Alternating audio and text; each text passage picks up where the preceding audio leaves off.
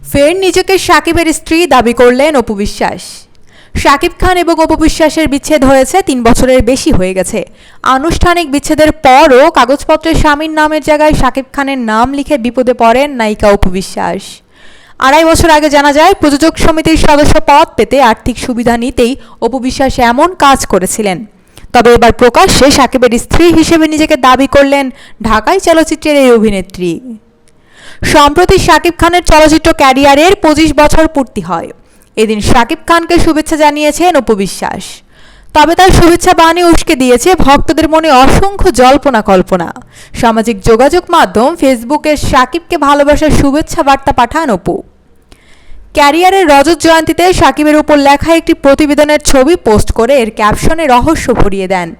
নিজের ফেসবুকে দেওয়া এই পোস্টে অপু লিখেছেন, 72টি ছবি, কোটি টাকার কাবিন, বউ এবং সন্তান আব্রাহাম খান জয়।